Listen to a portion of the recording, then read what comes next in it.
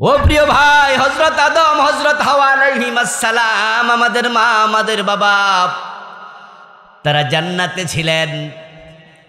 আল্লাহ দুইজনকে জান্নাতে বিয়ে পড়াইয়া দিলেন।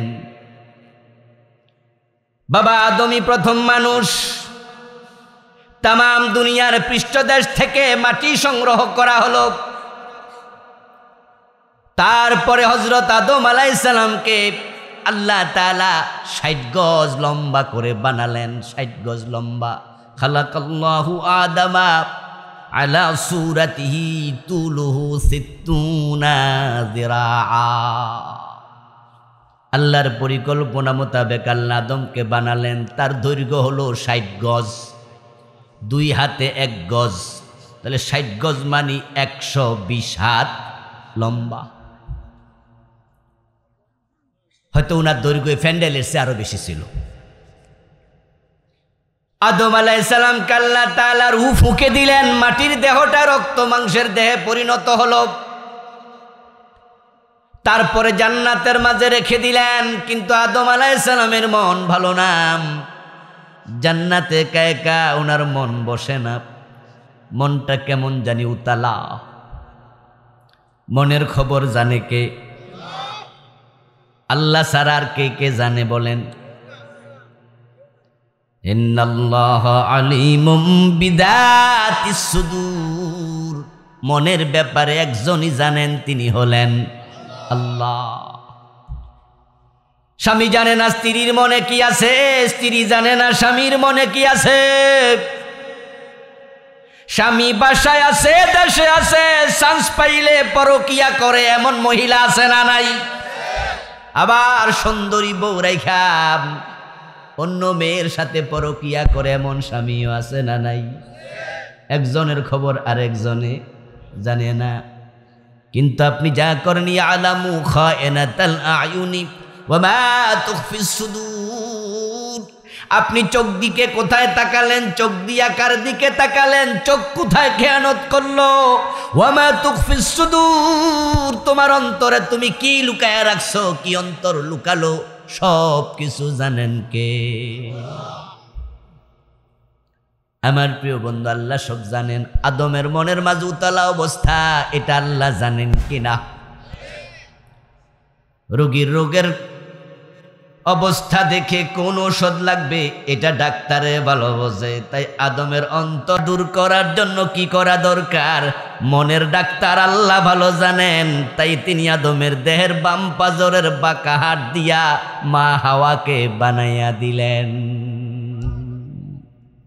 হাওয়া শব্দটা, হাওয়া, ওয়ার উপরে তাসদীদ, আমরা এটাকে হালকা করে হাওয়া বলি আর কি।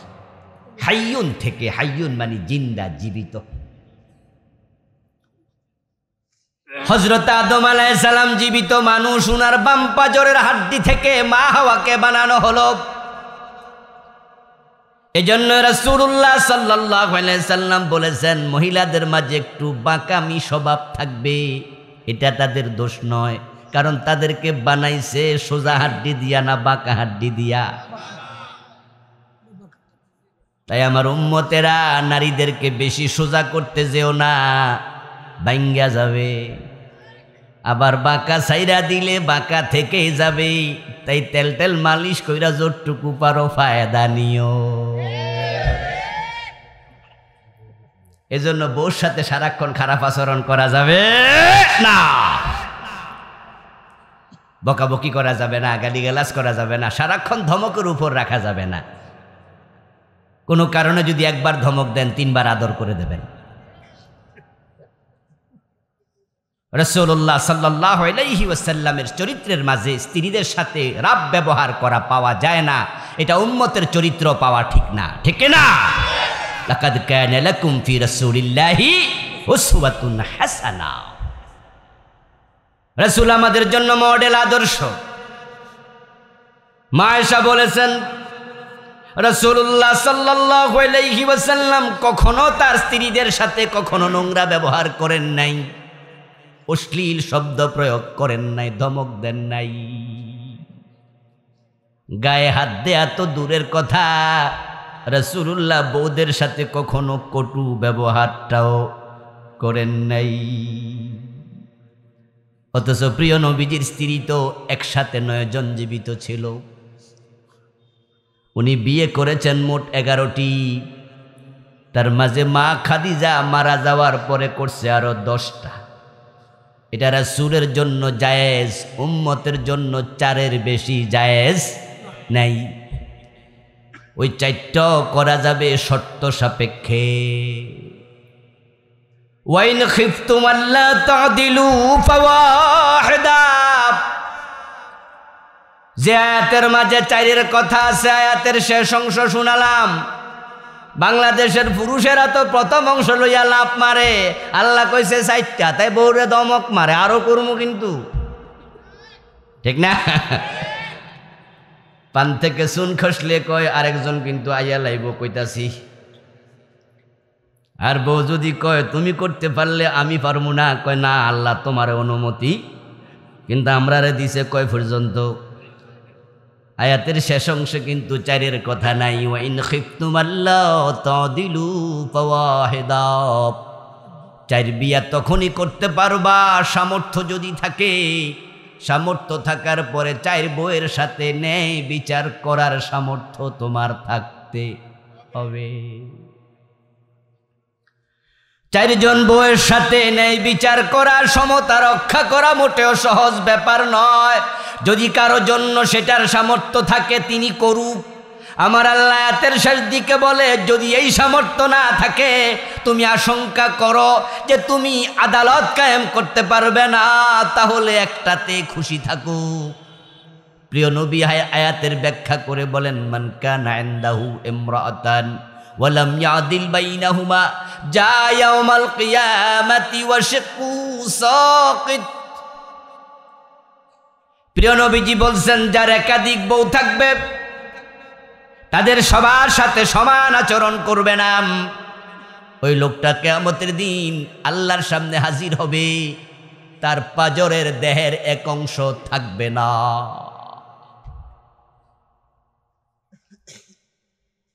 প্রিয় নবী সাল্লাল্লাহু আলাইহি ওয়াসাল্লাম বিয়ে করেছেন 11টি।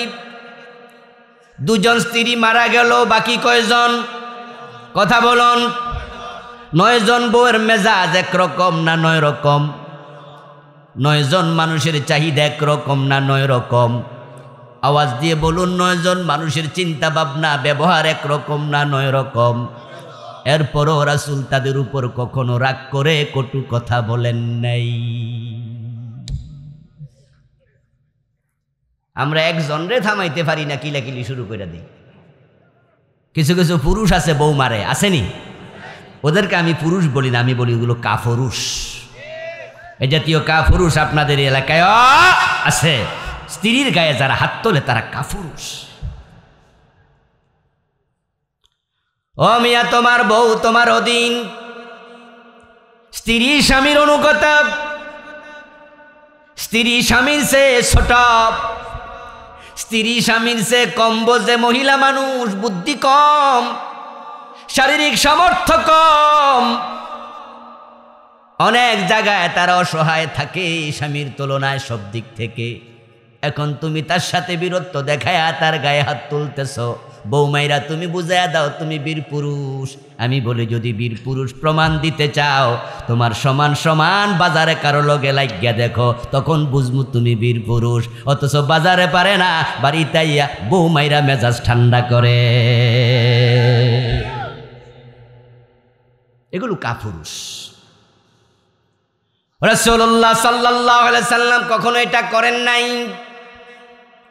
ও প্রিয় ভাই, বলতেছিলাম নারীদের আল্লাহ তাআলা বানাইছে আদমের বাম পাজরের হাড্ডি থেকে, প্রথম নারী মা হাওয়াকে।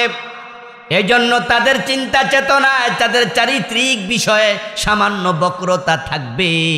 এই খবরটা উম্মতকে জানাইছে স্বয়ং নবী মুহাম্মদুর রাসূলুল্লাহ। আপনার বউ যদি আপনার সাথে উল্টা আচরণ করে, বক্র আচরণ করে, তখন আপনি মুস্কি মুস্কি হাসবেন, হেসে আপনি বলবেন আমার রাসূল কত সত্য বলেছে, এই যে হাদিসটা মিল্লা গেছে। আপনার বউকে আপনি বললেন এমনে যাও, হে কাইথই আরেক দিকে গেছে, কথা শোনেনি। ওই টাইমে আপনি রাগ না করে খেপে না যাইয়া যদি আপনি মুস্কি হাসতে পারেন, হে তাকাইয়া কব এ হাসেন কেন, তখন আপনি কইবেন যে হাদিস মিলছে তাই হাসি। তখন সে বলবে আবার কোন হাদিস মিলল? আপনি তখন শুনাইবেন আবুল কালাম আজাদ হুজুর কইছে আল্লাহ নাকি মহিলাদেরকে বামডা দিয়ে বানাইছে, তাই তুমি উল্টা গেছে। আমার প্রিয় ভাই রাসূলুল্লাহ আলাইহিস সালাতু ওয়াস সালাম আমাদেরকে শুনালেন বাম পাজরের হাড্ডি দিয়ে বানাইছে। এই কথা আবার অনেকে ভুলভাবে নেয়, ভুল ব্যাখ্যা করে। তারা মনে করে সবার বউ সবার বাম পাজরের হাড্ডি দিয়ে বানাইছে। তাই আমি এমন লোক শুনছি হে হাড্ডি টিপ দিয়া দেখে কোনটা নাই, বুঝলেন নি? এ হাদিস হই না পরে টিপ চাইতেছে কোনটা দিয়ে বানাইছে আল্লাহ জানে। একজন ইয়াং ফোলা অবিবাহিতা হেতারে দেখলাম গান গাইয়া ফেসবুকে দিছে, ও বাম পাজরের হাড্ডি তুমি কোথায় আসো গো। আমি তার এই গান শুনে হাসলাম যে বেটা হাদিস এটা বোঝানো হয়নি। প্রত্যেক পুরুষ এর বাম পাজরের হাড্ডি দিয়ে তার বউ বানাইছে এটা নয়, শুধুমাত্র আদমের বাম পাজরের হাড্ডি দিয়া মা হাওয়ারে বানাইছে, ওই আসলের দিকে ইঙ্গিত করা হয়েছে। কারণ এমন মহিলাও তো আছে যার বিয়ে হয় না, যেমন হযরত মারিয়াম আলাইহিস সালাম, ঈসা নবীর মা, উনার কি বিয়ে হয়েছিল? তাহলে উনারে আল্লাহ কার হাড্ডি দিয়ে বানাইছে? আমাদের সাবেক স্বরাষ্ট্রমন্ত্রী, বাংলাদেশে একজন স্বরাষ্ট্রমন্ত্রী মহিলা ছিল, খুব কালো, সাহারা বেগম, মনে আছে? ঢাকা শহরে উনার বাড়ি, উনার কোনো বিবাহ হয়নি। বিবাহ হয়নি এমন মহিলা কি আপনাদের দেশে আছে না? আচ্ছা, বিবাহের উপযুক্ত হওয়ার আগে মরে গেছে এমন অসংখ্য মেয়ে আছে না? তো ওরারে বানাইছে কার হাড্ডি দিয়ে? আবার এক মহিলার 4 বিয়া হয়েছে, তাসলিমা নাসরিনের যে কয়টা হয়েছে আল্লাহ জানে। আরেকজন এমপি আছে বাংলাদেশে, ফাইটটা যায়, হের যে বিয়া কয়ান হয়েছে আমরা নিজেরাও জানি না। তাইলে হেরে কয়জনের হাড্ডি দিয়া বানাইছে? আবার যে পুরুষ 500 বিয়া করছে হেতে তো হাড্ডি থাকার কথা না। এই যে কয়দিন আগে দেখলাম কুষ্টিয়া এক বেটা 7 বিয়া করছে, কত বড় জানোয়ার। এ বিষয়ে আমি বলেছি তার বিরুদ্ধে মামলা হওয়া উচিত, কারণ সে জেনা করছে। ইসলামে একাধিক, একসাথে 4-এর অধিক বউ রাখার অনুমতি নাই। যে 4টা বউ থাকা অবস্থায় 5টা বিয়ে করবে তার সাথে যা হবে সব জেনা হবে, ব্যভিচার হবে। একসাথে 4 বউ থাকার পরে আর বিয়ে করতে গেলে বাচ্চা যদি হয়, ওই বাচ্চাগুলো হবে সব জারজ, সবগুলো হারামজাদা। এইভাবে সে দিব্যি জেনা করে বেড়াচ্ছে। 92% মুসলমানের দেশে এটা সহ্য করা হবে না, এটা সহ্য করা উচিত না।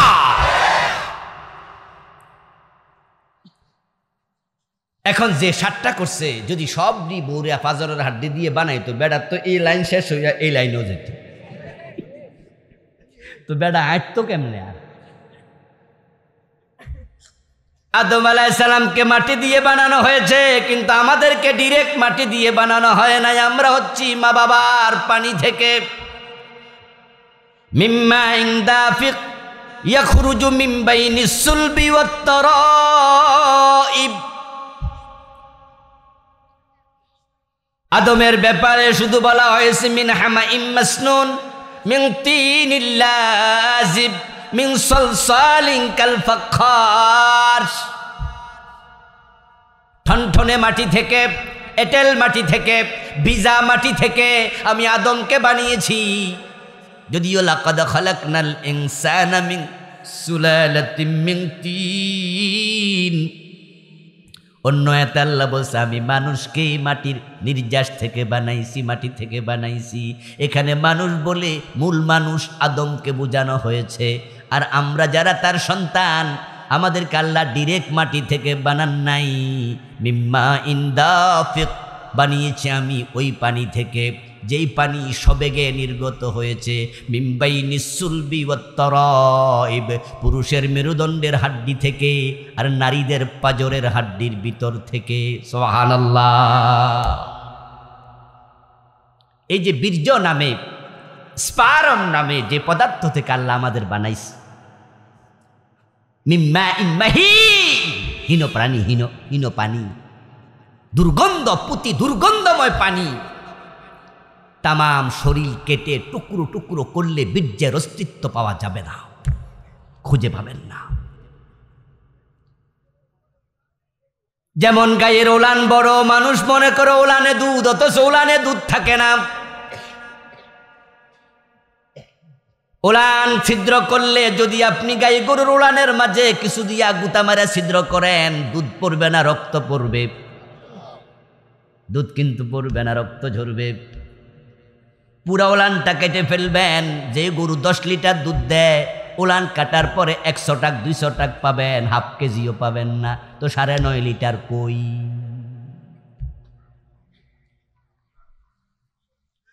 নুসকিকুম মিম্মা ফি বুতুনিহি মিন বাইনি ফারসি ওয়া দামিন লাবানান খালাসা সায়গাল লিশারিবিন। সুবহানাল্লাহ পড়েন।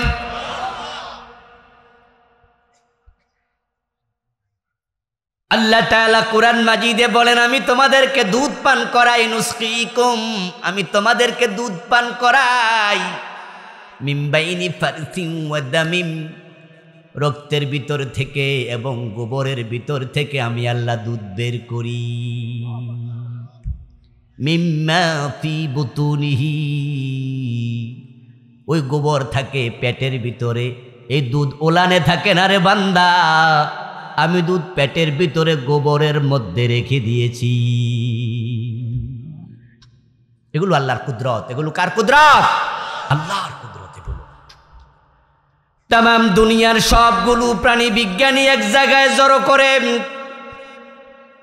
আপনি যদি তাদেরকে বলেন এই গাই গরুটা কেটে টুকরা টুকরা করে বের করো, দুধ থাকে কই? অস্ট্রেলিয়ান কিছু গাই গরু আছে, সকালবেলায় 20 লিটার দুধ দেয়, 25 লিটার দেয়। এমন গাই গরু আছে কিনা? অথচ পুরা বডি কাইটা টুকরা টুকরা করলে আপনি 1 কেজি দুধ, আধা কেজি দুধ পাবেন না। দুধ থাকে কই? মানুষ জানেই না। আদম আলাইহিস সালামের মনের উতালা অবস্থা দেখে আল্লাহ মা হাওয়ার বানালেন, উনার বাম পাজরের হাড্ডি থেকে বানায়া দিলেন, বিয়া করায়া। সুবহানাল্লাহ। এই জন্য বিবাহ নামক সুন্নাত আল্লাহ নিজে চালু করে দিয়েছেন। কুরআন মাজিদ আল্লাহ তাআলা বলেন, আমি হাওয়াকে বানাইয়া আদমের সাথে বিয়ে করাইয়া দিয়ে আমি নিজেই বলেছি, ইয়া আদম উসকুন আনতা ওয়া যাওজুকাল জান্নাহ, ও আদম তুমি এবং তোমার বউ এবার জান্নাতে বসবাস করো। মা হাওয়াকে আল্লাহ পরিচয় করাইয়া দিলেন আদমের সাথে কি বলে? জাউজ বলে। জাউজ মানে জোড়া স্ত্রী। ও আদম তুমি তোমার স্ত্রী জান্নাতে থাকো। তো বিয়া না করলে কি স্ত্রী হয়? কথা বলতে হবে তো। বিয়া না করলে বউ হয়? তাহলে বিয়ে পড়াইছে কেডা? আল্লাহ নিজে বিয়ে করাইয়া দিলেন। এবং আমরা যখন জান্নাতে যাব ইনশাআল্লাহ, আল্লাহ বলছেন জাওয়াজনাহুম বিহুরিল ঈন, আমি তোমাদেরকে জান্নাতের হুরদের সাথে আবার বিয়ে পড়াবো। সুবহানাল্লাহ। আমার প্রিয় ভাইরা, আদম আলাইহিস সালাম মা হাওয়াকে পেলেন, মনের উতালা অবস্থা দূর হয়ে গেল। আদমের মনে প্রশান্তি আসলো। এটা আল্লাহর কুদরত। আল্লাহ নারীদেরকে পুরুষের প্রশান্তির জন্য বানাইছে। সারাদিন বাহিরে পরিশ্রম করবেন, কঠোর খাটুনি খাটবেন, সব কষ্ট করার পরে ঘরে ফিরবেন, কলিং বেলে টিপ দেবেন, ঘরের দরজায় পা রাখবেন, আপনার বধূ এসে মুস্কি হাসি দিয়া গামছাটা গায়া দিয়া অজুর পানি, হাত মুখ ধোয়ার জন্য পানি রেডি করে দেবে। প্রচন্ড গরমের সময় ঘরে ঢুকবেন, ফ্যানটা চালায়া দেবে। বিদ্যুৎ নাই, হাত পাকা নিয়া বাতাস করবে, আপনার কপালের গাম মুছে দেবে, আপনাকে ইস্তেকবাল জানাইয়া ঘরে ঢুকাবে। तमाम कष्ट एक मुहूर्ते पानी होए जावे। ومن آياته أن خلق لكم من أنفسكم أزواجا لتسكنوا إليها وجعل بينكم مودة ورحمة. سبحان الله. আল্লাহ বলে আমি আমার নিদর্শন, আমার কুদরত, আমি তোমাদের জন্য বউ বানাইছি, তোমাদের মাঝ থেকে পুরুষ থেকে বানাইছি, আদম থেকে বানাইছি। কেন বানাইছি শোনম, লিতাসকুনু ইলাইহা, স্বামী তার বউয়ের কাছে যাবে, তার মনটা প্রশান্ত হয়ে যাবে। কে বলেছেন? কে বলেছেন? এজন্য তো আমরা যখন কোনো বাবা এসে আমাদের কাছে অভিযোগ করে, হুজুর ছেলেটা তো ঘরে ফিরতে চায় না, বন্ধু বান্ধবের সাথে আড্ডা দেয়, রাতের 10টা 11টা 12টায় ঘরে ফিরে না, বাইরে বাইরে ঘুরে কথাবার্তা শোনে না। কি করতাম হুজুর, পোলা তো বড় হয়েছে, শাসনও তো করতে পারি না। তখন আমরা অনেকগুলো পরামর্শ দেই, তার মাঝে সবচেয়ে বড় পরামর্শ দিই, যদি সুযোগ থাকে একটা বিয়ে করাইয়া দেন, সুন্দর একটা মেয়ে দেখে যদি বিয়ে করাইয়া দেন, তাহলে বাহিরে আর প্রশান্তি খুঁজবে না, স্ত্রীর মাঝে আল্লাহ বলছে প্রশান্তি রেখে দিয়েছে।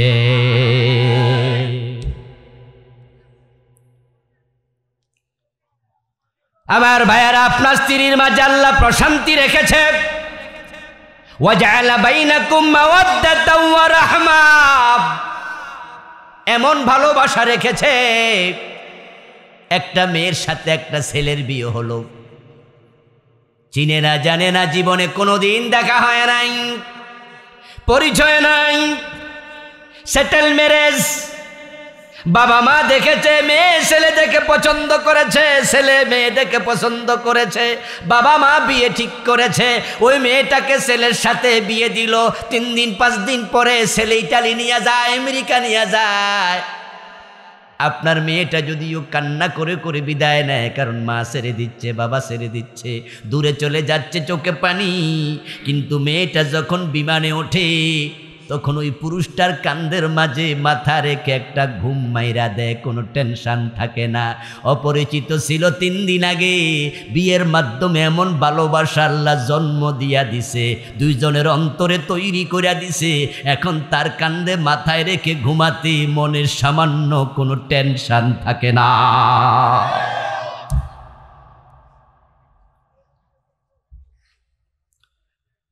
এই জন্য আমি বলি, ও বোন, তোমরা অত্যন্ত সৌভাগ্যবতী। জান্নাত পর্যন্ত নারীবিহীন ও সুন্দর। যেই ঘরে মেয়ে নাই, নারী নাই, সে ঘরে হাসি নাই। যেই বাবার মেয়ে নাই, ওই বাবা পিতৃত্বের পূর্ণতা পায় না।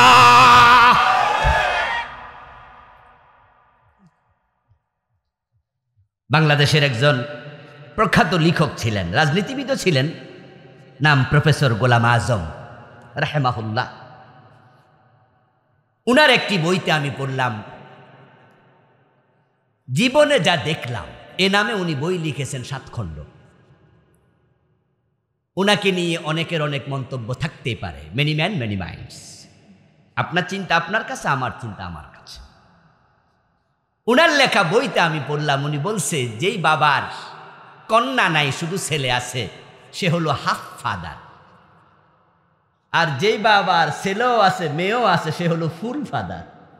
তো উনি বলতেন যে আমার তো মেয়ে নাই, আমি ফুল ফাদার হইতে পারি নাই, মজা করে বলতো আর কি।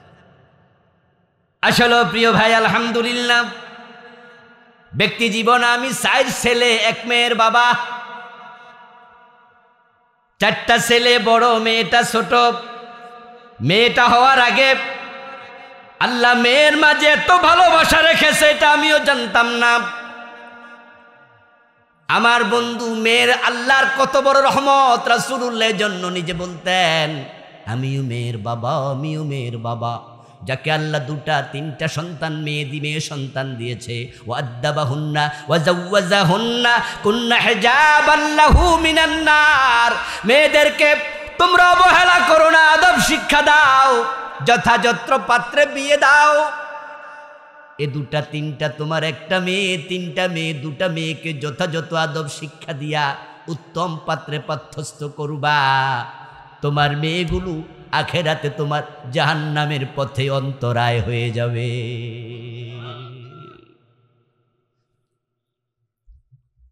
ওয়াজআলা বাইনাকুম মাওয়াদ্দাতাও ওয়া রাহমা। এরপর আল্লাহ বলে আমি শুধু ভালোবাসাই দেই না, তাদের ভিতরে স্বামী স্ত্রীর ভিতরে আমি তাদের মাঝে রহমত দয়া তৈরি করে দেই। যৌবনকালে নারীর প্রতি পুরুষের আকর্ষণ, পুরুষের প্রতি নারীর আকর্ষণ, এটা দেহের চাহিদা। কিন্তু বয়স যখন বেড়ে যায় 50, 60, 70, 80, ওই বয়সে মানুষের দেহের চাহিদা দিন দিন কমতে থাকে। যৌবনকালে স্ত্রীর সান্নিধ্য যাওয়ার জন্য যুবক চটপট করে, কিন্তু বুড়ে হয়ে যাওয়ার পরে তাদের জৈবিক চাহিদা আর থাকে না। তাই বলে কি বুড়ো বয়সে স্বামী স্ত্রী একে অপরকে ভালোবাসে না, বরং বুড়ো হয় যত বেশি ভালোবাসা বাড়ে আরো তত বেশি। এজন্য দেখবেন আপনারা যৌবনকালে যুবকেরা বউ রেখে বিদেশ চলে যায়, চাকরি করার জন্য ঢাকা চলে যায়, 15 দিন পরে পরে একবার বাড়ি আসে, 6 মাস 1 বছর পরে বিদেশ থেকে 3 বছর পরে ফিরে আসে। কিন্তু বুড়া যখন হইয়া যায় তখন বুড়িরে রাইখা এক রাতের জন্য কোথাও বেড়াতে যায় না, গেলে বুড়িরে সাথে লইয়া যায়। এই যে বুড়া কিন্তু বেশি করে মাথা লাগতেছে। তাইলে আমার ওয়াজের বাস্তব সাক্ষী আমি পেয়ে গেছি আমার পাশে। হুজুর কিন্তু বুড়া হইছে, আমরা এখন এত হুজুরের মতো বুড়া হই নাই, এটা সত্য। যখনই বয়স বেড়ে যায় তখন বউকে রেখে আলাদা রুমে ঘুমাতেও রাজি হয় না। আমার প্রিয় ভাইয়ারা, বুড়া বয়সে পারস্পরিক ভালোবাসা আরো বাড়াইয়া দিল কে? এই জন্য নারীবিহীন জান্নাত পর্যন্ত সুন্দর, অপূর্ণ, অতৃপ্ত। নারীদের মূল্য আছে না নাই? নারী আমার মা, নারী আমার বোন, আমার স্ত্রী নারী, আমার মেয়ে নারী। আর এই জালেমগুলো আমাদের দোষ দেয়, আমরা আলেম নাকি নারী বিদ্বেষী, নারীদের বিরুদ্ধে কথা বলি, অথচ আমরাই তোমাদেরকে শোনাই মায়ের পায়ের নিচে সন্তানের জান্নাত আল্লাহ রেখেছে। এই ওয়াজ কত শতবার করেছি হিসাব নাই। মায়ের পায়ের নিচে জান্নাত, মায়ের পায়ের নিচে জান্নাত, আমার রাসূল বলেছে।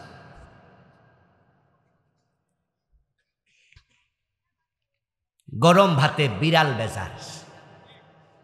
আমরা নারী বিদ্বেষী নই, আমরা নারীদেরকে পর্দায় রাখার কথা বলি, আর তোমরা নারীদেরকে পর্দার বাহিরে নিয়া শিয়ালের মতো মুরগিকে কাছে পেতে চাও।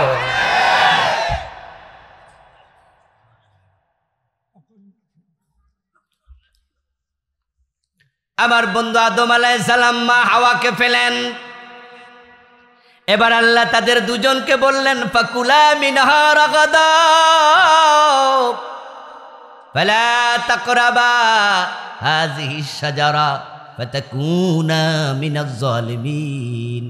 ও আদম ও হাওয়া শোনো, পুরা জান্নাত তোমাদের জন্য মুক্ত করে দিলাম, যেখানে মনে চায় যাও, যা মনে চায় খাও, তবে জান্নাতের ওই গাছের কাছে তোমরা যেও না।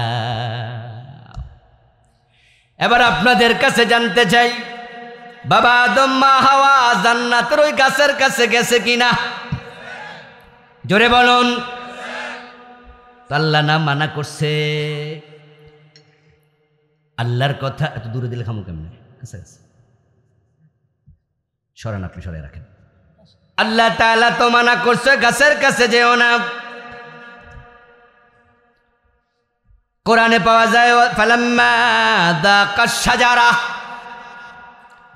তারা শুধু গাছের কাছে যায় নাই, বরং দুজনে মিলে গাছের ফলও খাইয়া লাইছে।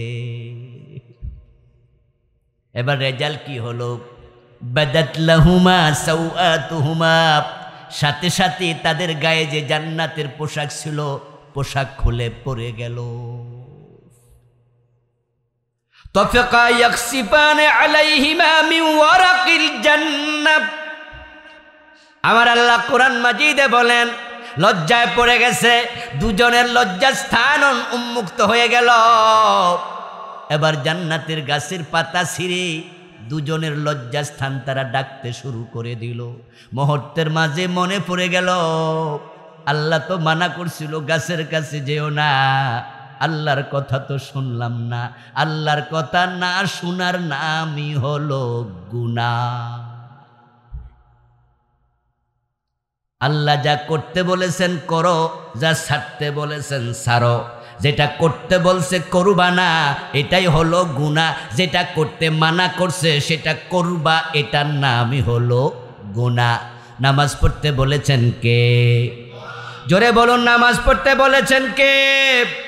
যদি কেউ নামাজ না পড়ে গুনাহ হবে কিনা? কথা বলে না কেন ভাইরা? মদ খাইতে মানা করছে কে?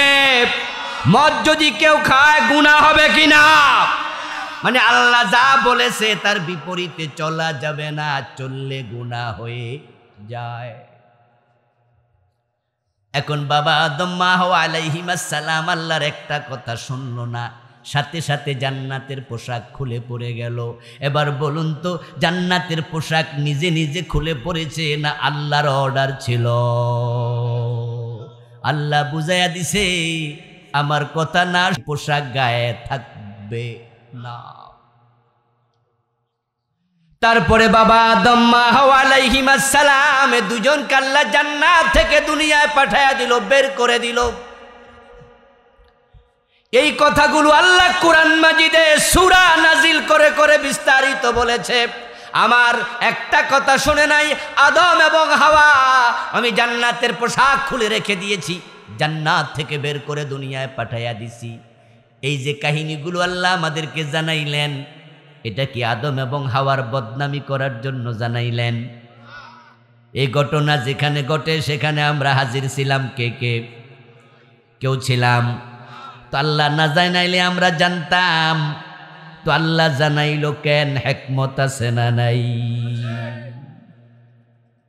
আল্লাহ তাআলা তো মা হাওয়ার গায়ে কাপড় নাই, বাবা আদম আলাইহিস সালামের গায়ে জান্নাতের পোশাক নাই, মা বাবা দুইজন উলঙ্গ ছেলে মেয়ের কাছে আমাদের কাছে কোরআনের আয়াত বানাইয়া এগুলো নাজিল করলো।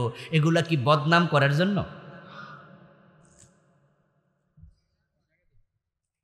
আমার প্রিয় ভাই, নাজিল করার কারণ হচ্ছে আল্লাহ আমাদের বুঝিয়ে দিতে চান, তোমাদের বাবা তোমাদের মা আমার একটা কথা শোনে নাই, আমি জান্নাত থেকে বের করে দিছি, কাপড় সহ খুলে রেখে দিছি, আর তোমরা দিন 24 ঘন্টা 20টা 30টা 50 বার কথা শোনো না। এই গুনাহ করো, ওই গুনাহ করো, ওই গুনাহ করো, আমল নামা গুনাহ দিয়া ভর্তি করে জান্নাতে যাওয়ার স্বপ্ন দেখো কেমনে?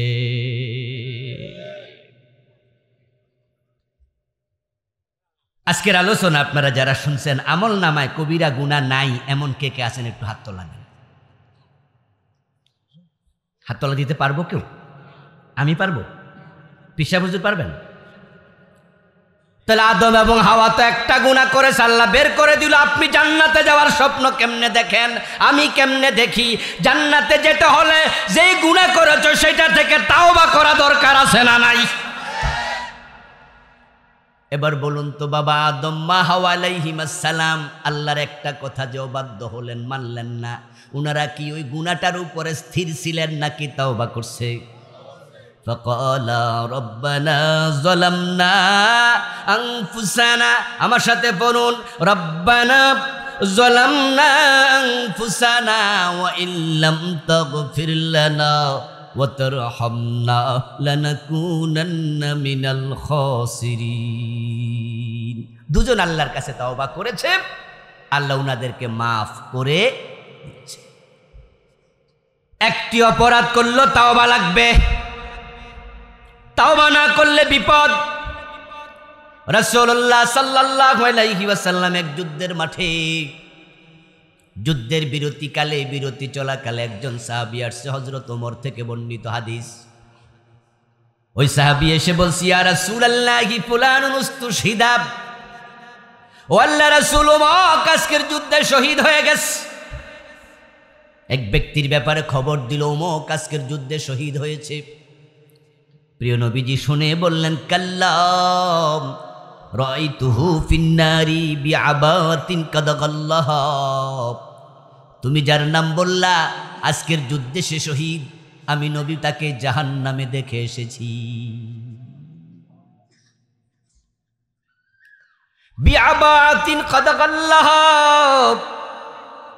একটি যুদ্ধে গনিমতের মাল থেকে লোকটা একটা চাদর চুরি করেছিল। ওই চাদর চুরি করার কারণে আল্লাহ তাআলা তাকে জাহান্নামে ফেলে দিয়েছে। আজকের যুদ্ধে সে মারা গেছে, কিন্তু তাকে শহীদের দরজা আল্লাহ দেন নাই।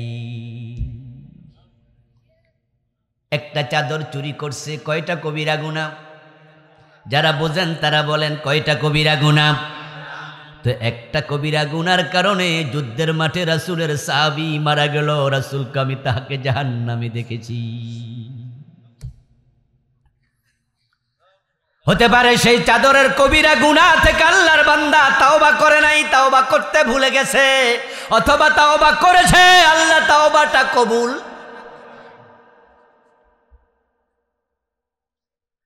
মদিনার কোন গোরস্থানের পাশ দিয়ে রাসূলুল্লাহ হেঁটে যাচ্ছেন, সহিহ বুখারীতে এসেছে, মাররান নবী সাল্লাল্লাহু আলাইহি ওয়াসাল্লাম বিকবরাইন জাদীদাইন ফাকালা ইন্নাহুমা লা ইউআযাবান। দুটি নতুন কবর। রাসূলুল্লাহ কবরের পারে দাঁড়ালেন। উনার মুজিজা ছিল, উনার বিশেষত্ব ছিল, কবরের উপরে দাঁড়ালেও কবরের ভিতরে কি হচ্ছে তিনি নিজের চোখে দেখতেন।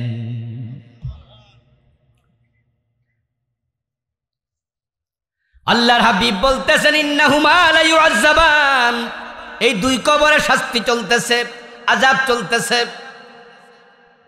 তারপরে এবার তিনি সাহাবাদের কাছে ব্যাখ্যা করলেন, আম্মা আহাদুহুমা ইয়ামশি বিন নামিমা ওয়া আম্মাল আখার লা ইস্তাতিরু আন বাউলিহি। এই কবরে আযাব চলতেছে কারণ লোকটা ছগলখড়ি করত, একজনের কথা আর একজনের কানে লাগাইয়া ঝগড়া লাগাইয়া দেয়। এমন লোক আছে কিনা? এমন লোক সমাজে আছে না নাই? লা ইয়াদখুলুল জান্নাতা নাম্মাম। প্রিয় নবী বলছেন এমন চরিত্রের লোক নাম্মাম, ছগলখোর জান্নাতে ঢুকতে পারবে না। ওই সাহাবী নতুন কবরে যে আছে, রাসূল বলে লোকটার এই স্বভাব ছিল, তাই কবরের মাঝে আযাব চলতেছে। ওয়াম্মাল আখার লা ইস্তাতিরু আন বাউলিহি। অন্য কবরের দিকে তাকায় বলে ওই কবরওয়ালার গুনাহ কিন্তু এটা না, ভিন্ন গুনাহ। সেটা হলো সে প্রস্রাব করার পরে প্রস্রাব থেকে পরিপূর্ণ পবিত্র হতো না। অথচ পবিত্রতা ঈমানের অঙ্গ। নামাজ পড়ার জন্য পবিত্রতা তিনটাই হচ্ছে আরকান আহকামের অংশ। 13টা হলো আরকান আহকাম, তার মাঝে তিনটাই হলো পবিত্রতা। 1 নম্বরে শরীর পাক, 2 নম্বরে কাপড় পাক, 3 নম্বরে নামাজের জায়গা পাক। এখন যেই লোক প্রস্রাব থেকে পবিত্র হয় না, তার কাপড়ে প্রস্রাব লাগার সম্ভাবনা আছে না নাই? এই লোকটা এই কাজ করতো, তাই কবরে আযাব শুরু। নতুন কবর, নতুন কবর। পুরান কবর যদি হতো আমরা বুঝতাম আগেকার যুগের লোক হয়তো কাফের, ইহুদি, খ্রিস্টান, মুশরিক। কিন্তু 2টা কবর নতুন এবং মদিনার গোরস্থান। তারপর প্রিয় নবীজি বললেন খেজুরের ডালা এনে দাও দেখি।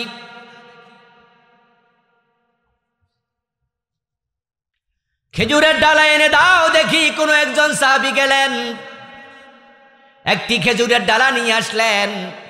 ওই ডালার মাঝখানে ধরে রাসূল 2 টুকরা করলেন, তারপর 2 কবরের উপর গেড়ে দিলেন। গেড়ে দিয়ে রাসূলুল্লাহ বলছে লাআল্লাল্লাহু লাআল্লাল্লাহ আন ইউখাফফিফা আনহুমা আযাবাহুমা হাত্তা ইয়াইবাসা। হতে পারে 2টা ডালা শুকানো পর্যন্ত আল্লাহ আযাব হালকা করে দেবে। এটা রাসূলুল্লাহর হাতের বারাকা, হাতের বারাকা। আযাব বন্ধ হবে বলে নাই, আযাব হালকা হবে রাসূল বললেন। যদি তারা কাফের হতো, মুশরিক হতো, আযাব আল্লাহ হালকা করতেন না।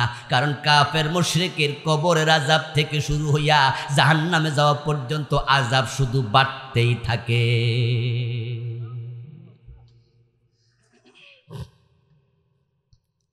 মূল কথায় কিন্তু এখনো আসিনি, একটু পরে ঢুকতেছি। ও প্রিয় ভাই, আরেক যুদ্ধে রাসূল নিজে হাজির। প্রচন্ড যুদ্ধ চলছে। এর মাঝে একজন সাহাবী এসে বলল, ইয়া রাসূলুল্লাহ, আজকের যুদ্ধে সবচেয়ে বীর বিক্রমে যুদ্ধ করতেছে অমক। ওই ব্যক্তিকে রাসূলুল্লাহ চিনেন, তার নাম জানেন, সবাই তাকে চিনে সেখানকার। আজকে যত কাফের তার সামনে পড়ে সবাইকে কচু কাটা করছে, সবচেয়ে বাহাদুরি দেখাচ্ছে।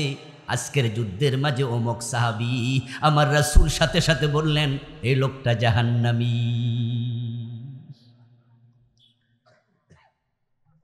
রাসূলুল্লাহর সাথে যুদ্ধের মাঠে গেল, ওই লোক জাহান্নামী। রাবী বলতেছেন এই কথা শোনার সাথে সাথে আমি আশ্চর্য হলাম।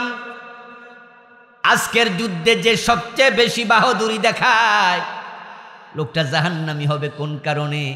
আমি এটার শেষ দেখে সারব। তখন আমি যুদ্ধের মাঠে তার পিছু নিলাম। সে যেদিকে যায় আমি সেদিকে যাওয়া শুরু করলাম। এক পর্যায়ে দেখলাম যুদ্ধের মাঠে প্রতিপক্ষ কর্তৃক লোকটা আহত হলো, চরমভাবে রক্তপাত হচ্ছে।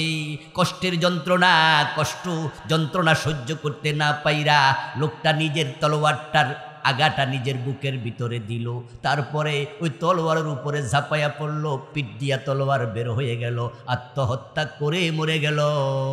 এতে বোঝা গেল আমার নবী ওহী দ্বারা জানতেন এটা আত্মহত্যাকারী, যুদ্ধের মাঠে মারা গেছে, আত্মহত্যা করেছে। আত্মহত্যা করা সগীরা গুনাহ না কবিরা গুনাহ? কয়টা কবিরা? জোরে বলেন কয়টা? ওই একটার কারণে রাসূল কয় সে জাহান্নামী।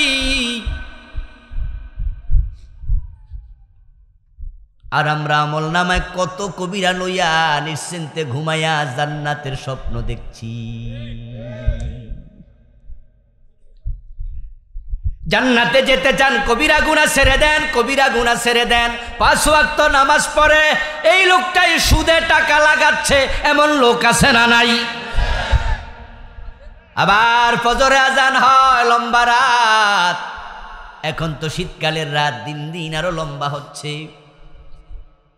যদি কেউ 10টা ঘুমায়া যায় তাহলে ভোর 6টা পর্যন্ত তার ঘুম হবে 8 ঘন্টা। এখন সূর্য ওঠে 6:35, 36, এর মানে 6টার পরেও ফজরের নামাজ পড়া যাবে আরো আধা ঘন্টা। 8 ঘন্টা ঘুমানোর পরে 7 ঘন্টা 6 ঘন্টা ঘুমানোর পরেও ফজরের টাইমে নামাজ পড়তে উঠে না, এমন কিছু লোক আছে না নাই? তুই হতভাগা, হতভাগা।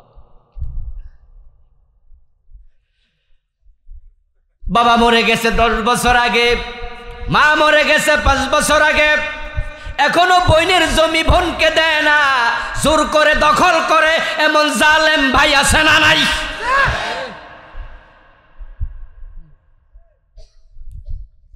তুমি কোন অবস্থায় আছো দোস্ত শোনো।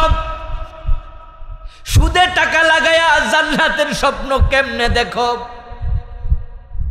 কালান নবী সাল্লাল্লাহু আলাইহি ওয়াসাল্লাম মান আকালা দিরহাম রিবা وهو يعلم أنه وشد من 36 জিনা। প্রিয় নবীজি বলেছেন যে ব্যক্তি জেনে শুনে 1 টাকা সুদ খাবে তার আমলনামায় 36 বার জেনার গুনাহ লিখে দেয়া হবে। একবার যদি 1 টাকা সুদ খাও 36 বার জেনা। 100 টাকা সুদ খেলে 3600 বার হবে জেনা। 1000 টাকা সুদ খেলে 36,000 বার হবে জেনা। নবীর সাহাবীর মতো লোক শুধুমাত্র সগলখুরি করছে, আরেক সাহাবী শুধুমাত্র প্রস্রাব থেকে একটু অপবিত্র থাকছে, আরেক সাহাবী একটা চাদর চুরি করছে, আরেক সাহাবী বুকের মাঝে তলোয়ার ঢুকায়া পড়ছে। রাসূলের সাহাবীর যদি কবরের আযাব হয়, আমার তোমার খবর কি?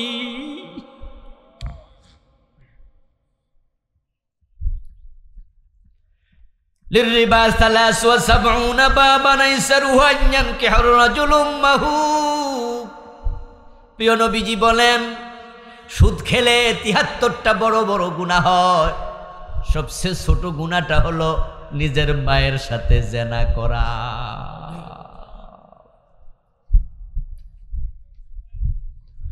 ও দোস্ত, কেউ যদি বিষ খায়া মরে, আমরা তার জন্য আফসোস করে বলি লোকটা করলো কি, এমন কাম কইরা মরলো, তওবা করার সুযোগটাও নাই।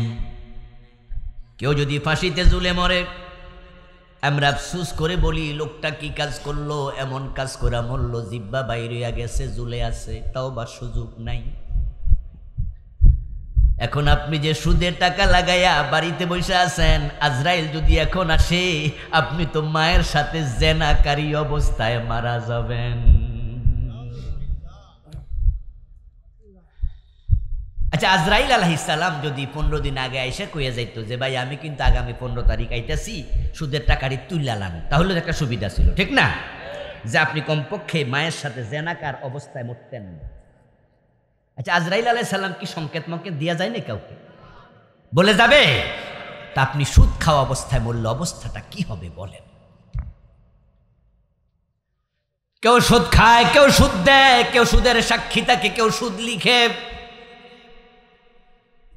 হাদিসে তো আছে হুম সাওয়াউন মান রাকলানা রাসূলুল্লাহ সাল্লাল্লাহু আলাইহি ওয়াসাল্লাম কালার রিবা ওয়া মুকিলাহু ওয়া শাহিদাইহি ওয়া কাতিবাহু ওয়া ক্বালা হুম সাওয়াউন।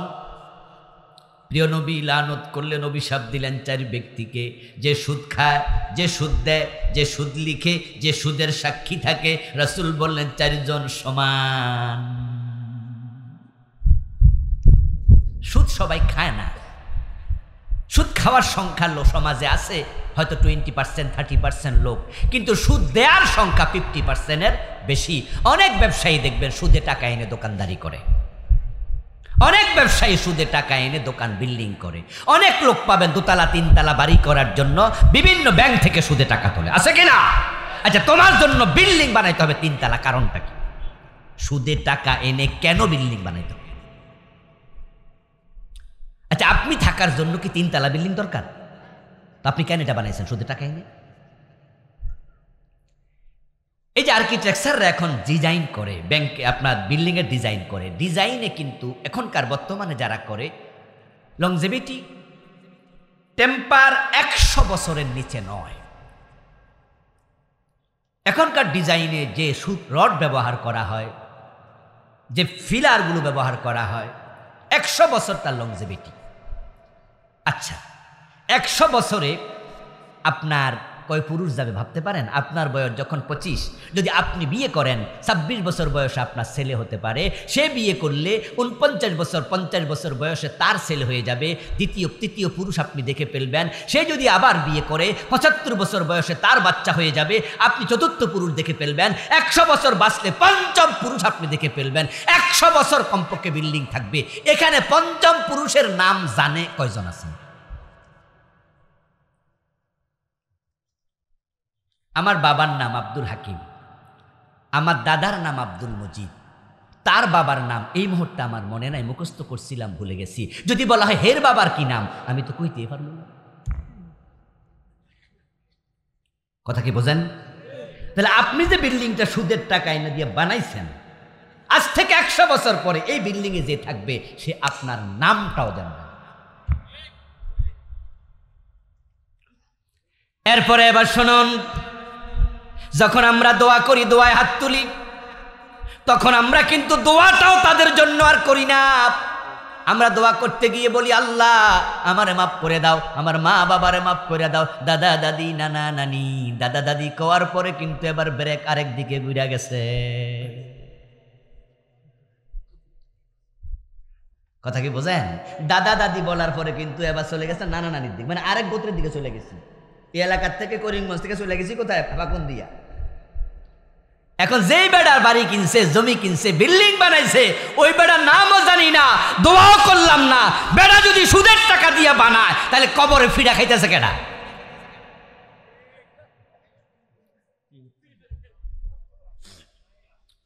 আমার ভাইয়েরা সুদের টাকা এনে ছেলে বিদেশ পাঠায়, এমন লোক আছে না নাই? যে সুদ দেবে, যে সুদ খাবে, যে সুদ লিখবে, সুদের সাক্ষী থাকবে, সমান অপরাধ। মায়ের সাথে জানাকারী, বাবা মরে গেছে, মা মরে গেছে, বোনের জমি দাও না, ভাইয়ের জমি দেয় না, ভাই বাইরে ঠকায়, এমন ভাই আছে না নাই? যিনি বড় পরিবারে একটু নেতা টাইপের ভাই, জমিন ভাগ করার সময় ভালো জমিনটা উনার জন্য চাই, ঠিক না? হ্যাঁ, বাজারে একবারে সামনের দোকানটা আমার, পিছনেরটা তুই। রাস্তার পাশের জমিটা আমার জন্য, ওই মাঝখানেরটা ছোট বাইরে দেয়, বোনদেরকে দেয় না। প্রভাবশালী ভাইয়েরা অন্য ভাইদেরকে ঠকায়। قال النبي صلى الله عليه وسلم من أخذ شبرا من الأرض ظلما فإنه يطوقه يوم القيامة من 7 أرضين। প্রিয় নবীজি ভবিষ্যৎবাণী করেছে, জানায়া গেছে, শোনো, তোমরা যারা জুলুম করে জোর করে 1 বিঘত জমি দখল করবা, হাসরের দিন দেখবা আল্লাহ জমিনটাকে 70 গুণ বড় বানায়া তোমার কান্দের মাঝে জাহান্নামের আগুনের রশি দিয়া ঝুলাইয়া দেবে।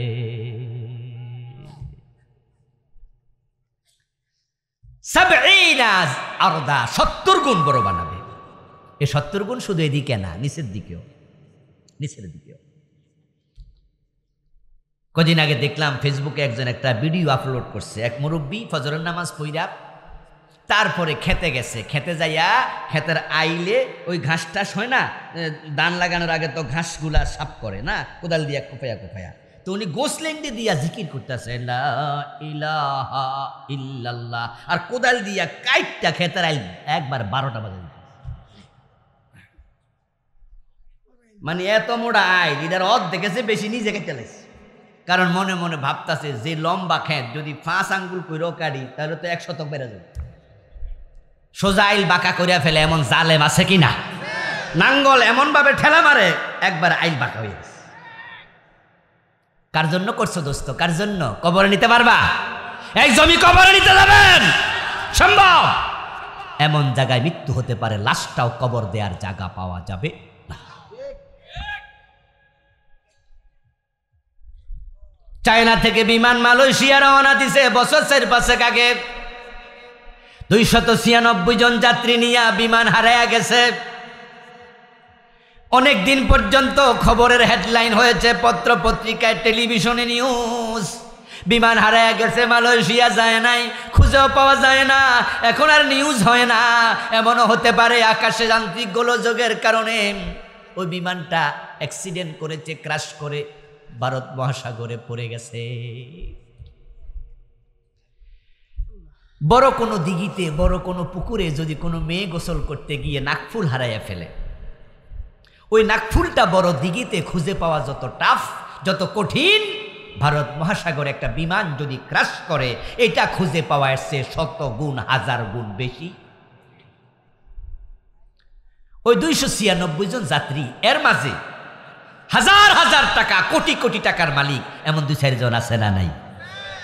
কিন্তু এমন জায়গায় মারা গেল, কবরের 3.5 হাত মাটিও কপালে নাই, 3টা কাফনের সাদা কাফরও কপালে নাই, লাশটা পর্যন্ত পরবর্তী প্রজন্ম খুঁজে পাবে না।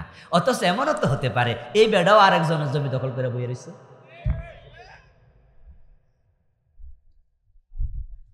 আমার বন্ধু, জুলুমকারী হবেন না, জুলুমকারী হবেন না, হারাম খাবেন না, নামাজ কাজা করবেন না। মান তারাকা সালাতাম মুতাআম্মিদান ফাকাদ কাফারা। কবিরা গুনাহ তো অভাব নাই, নামাজ কাজা করা, নামাজ তরক করা, এটা অনেক বড় কবিরা গুনাহ। প্রিয় নবী বলছে যে ইচ্ছা করে নামাজ ছেড়ে দেয় সে ইমানদার না, সে কাফের হয়ে যায়। আল্লাহ পরে জানাইছে এই লোক তো মুনাফিক, অন্তরে তো ঈমান নাই, এটা গোপন। আমার ঈমান আছে কিনা আপনি জানেন না, আপনার আছে কিনা আমি জানি না। ইহুদি আরবে মসজিদে মানুষের নামাজ ইমামতি করছে, অনেক দিন পথে দর পরে ধরা খাইছে। ধরা খাওয়ার পরে বোঝা গেছে ইহুদিরা তারে প্রশিক্ষণ দিয়া আলেম বানায় আরব দেশে পাঠাইছে। এমন ঘটনাও ইসলামের ইতিহাসে পাওয়া যায়। দাঁড়িয়ে আছে, টুপি আছে, সূরা কেরাত শিখছে, এখন সে ইমাম, অথচ ইহুদি। ইমান দেখা যায় না, দেখানো যায় না, ধরা যায় না, ধরানো যায় না, ছোঁয়া যায় না, জানা যায় না, এটা গোপন। বাকি রইল 4টা খুঁটি। এখন 4 খুঁটির মাঝে রাসূল বলছে নামাজ হলো মুমিনের ইমানের পরিচয়। বাকি তিনটা কিন্তু বলে নাই। এই জন্য বাকি তিনটা মাঝে মাঝে আলাদা হয়ে যায়। যেমন আজকের এই দিনে আমরা কেউ রোজা রাখিনি রমজানে, এটা রমজান মাস নয়। আমরা আজকে কেউ হজ করিনি, এটা হজের মাস নয়। আমরা বছর একবার জাকাত দেই, আজকে জাকাত দেইনি। আমরা আজকে জাকাত দিলাম না, হজও করলাম না, রোজাও রাখলাম না, ইমান দেখা যায় না, থাকলো নামাজ। আজকে যে নামাজও পড়লো না, ইসলাম 5 খুঁটি, সে কোন খুঁটিতে আছে? একটাও নাই। এই জন্য যার নামাজ নাই তার ইমানটাও নেই। তাই ইমানের পরিচয় দিতে হলে নামাজ পড়া লাগবে। রাজি আছেন তো? এখন নামাজ আবার মন মতো পড়লে কিন্তু হবে না। এখন আমাদের দেশের লোকেরা নামাজও পড়তেছে মন মতো। রমজান তো আসতেছে, আজ থেকে 2 মাস 12 দিন পরে রমাদান ইনশাআল্লাহ। মাসের সম্ভবত 12 তারিখ রোজা। তো আজকে 1 তারিখ, জানুয়ারি, ফেব্রুয়ারি, মার্চ। রমাদান যখন আসবে তখন নামাজের 12টা বাজায় ছেড়ে দেবে বিতিরের নামাজ। আপনার তারাবির নামাজে আমরা দেখব, তারাবির নামাজে ইমাম সাহেব যে গতিতে টান মারে, বিমানও ফেল। আস্তাগফিরুল্লাহ আস্তাগফিরুল্লাহ আস্তাগফিরুল্লাহ এমন নামাজ পড়ে ফেরেশতারা পর্যন্ত আশ্চর্য তাকায় থাকে যে ব্যাকল করে কি। সূরা কেরাত যে পড়ে এক নিঃশ্বাসে সূরা ফাতিহা শেষ, এমন ইমাম সাহেব আছে কিনা? 7 আয়াত একসাথে মেরে দিচ্ছে। এরপরে যেখানে খতম তারাবি হয় সেখানে তো গতির আর অভাব নাই। ওরি বাবা রে বাবা, এমনভাবে কেরাত পড়ে ভ্রমরের গুঞ্জরণ ছাড়া কিচ্ছু বোঝা যায় না। শুধু নামাজের শেষ দিকে জালিমিন কইয়া টান দিলে মুসল্লিরা বোঝে রুকুতে যাওয়ার টাইম। সূরা তারাবি যারা পড়ে, খতম তারাবি যারা পড়ে 8 রাকাত আর 20 রাকাত নিয়ে ঝগড়া ফাসাদ মারামারি শুরু করে দেয়। রাসূলুল্লাহ নামাজের সৌন্দর্যের কথা ভুলে যায়। 20 রাকাত তারাবি 18 মিনিটে শেষ, এমন মসজিদও। এবং হুজুর যদি নতুন হয়, কানে কানে সভাপতি সেক্রেটারি কইয়া দেয় আগের হুজুর কিন্তু 18 মিনিটে পড়ছে, আমরা আশা করছি আপনি সেটা 15 মিনিটে সারাইয়া দেবেন।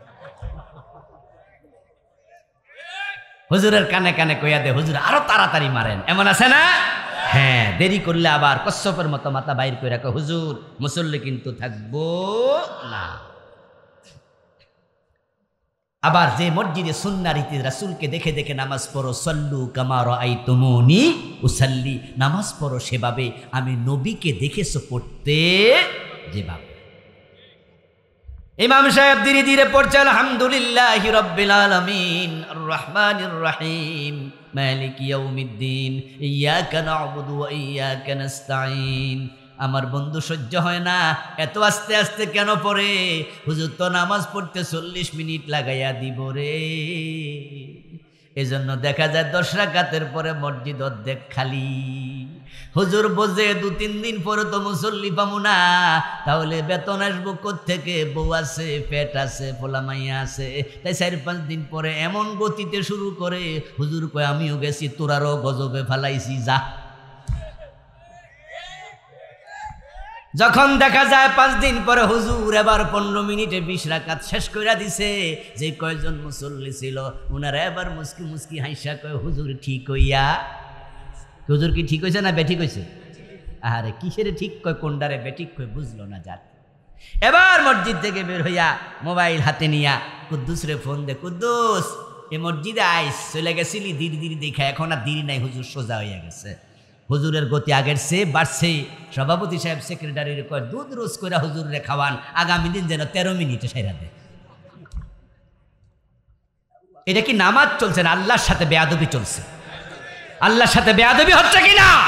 কার সামনে খাড়ায় বেয়াদবি করছো? কার সামনে? কার সামনে? কার সামনে? قال النبي صلى الله عليه وسلم إذا قام أحدكم في صلاته فإنه يناجي ربه। প্রিয় নবীজি বলেছেন যখন কোনো ব্যক্তি নামাজে দাঁড়ায় তখন সে তার রবের সাথে কথা বলতে শুরু করে। অন্য হাদিস আছে সহিহ মুসলিমে قال النبي صلى الله عليه وسلم إذا قال العبد আলহামদুলিল্লাহি রাব্বিল আলামিন قال الله تعالى حمدني عبدي إذا قال الرحمن الرحيم قال تعالى أثنى علي عبدي إذا قال مالك يوم الدين قال تعالى مجدني عبدي বান্দা যখন এক আয়াত পড়ে শেষ করে আল্লাহ তার আয়াতের জবাব দেয়। প্রিয় নবী বলছে বান্দা এক আয়াত পড়ে শেষ করলে আল্লাহ জবাব দেয়। এখন আপনি যখন এক নিঃশ্বাসে ছাতায়াত মাইরা দিলেন আল্লাহর জবাবটা দেওয়ার সুযোগ দিলেননি। আবার আপনি তো নামাজে খাড়ায়া সেরা একটা দোয়া করতেছেন, হিদিনাস সিরাতাল মুস্তাকিম, আল্লাহ আমার তুমি হেদায়াত দাও, হেদায়াত দাও। হেদায়াত চাওয়ার মতো দামি কোনো চাওয়া আর নাই, অথচ এমন গতিতে চাইলেন আল্লাহ কই দেখছুন হেতে চায় কেমনে, কি যে চায় হেও তো বোঝে না।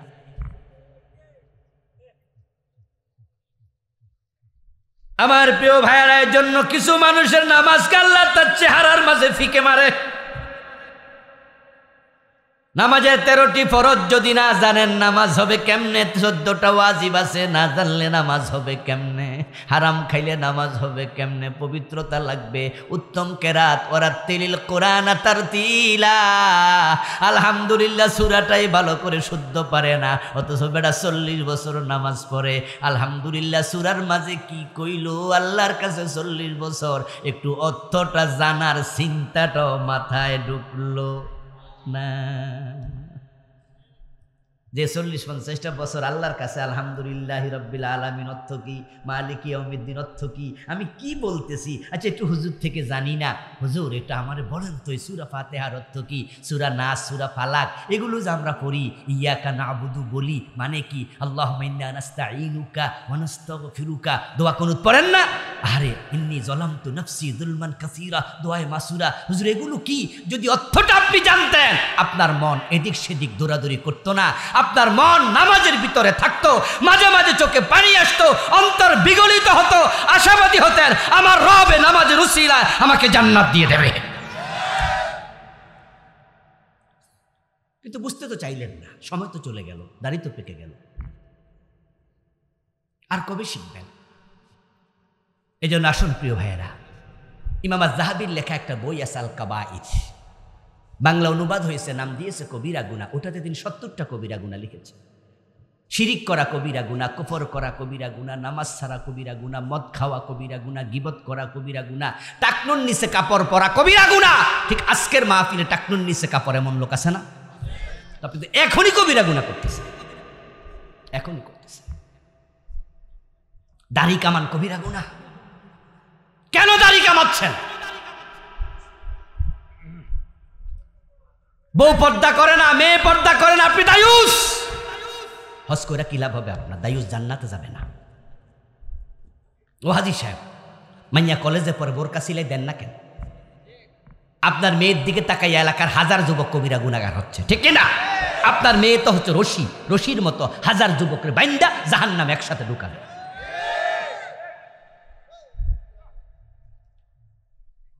আপনি কানা, আপনার কি চোখ নাই? আপনার যুবতী মেয়ের বুক সুন্দর, চেহারা সুন্দর, ঠোঁট সুন্দর, চোখ সুন্দর, এই সৌন্দর্য তার স্বামীর জন্য আল্লাহ বানাইছে দয়া কইরা, হে এলাকার ফোলা ফান্ডে দেখায় কেন?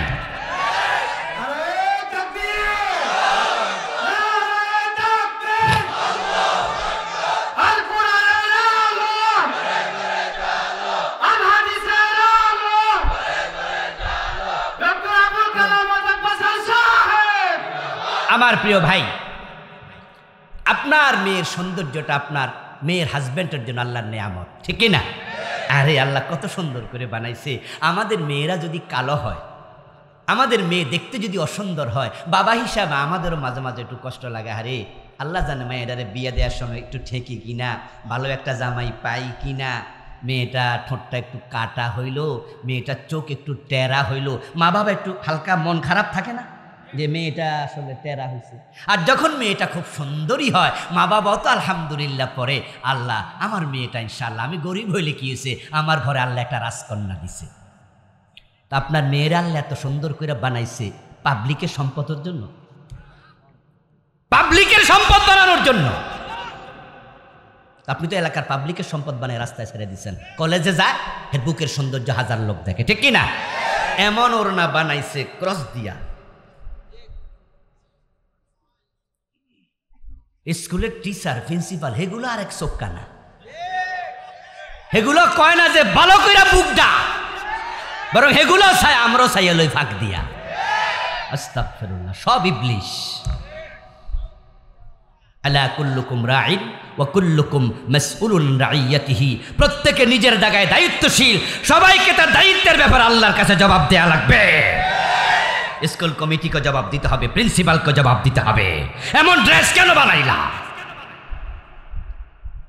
মা বাবাকে জবাব দিতে হবে, বড় ভাইকে জবাব দিতে হবে, স্বামীকে জবাব দিতে হবে। অধীনস্থ নারী, তোমার বউ, তোমার মেয়ে, তোমার অধীনস্থ নারী পর্দা করে কিনা না করবা, দায়ুস তুমি হয়ে যাইবা।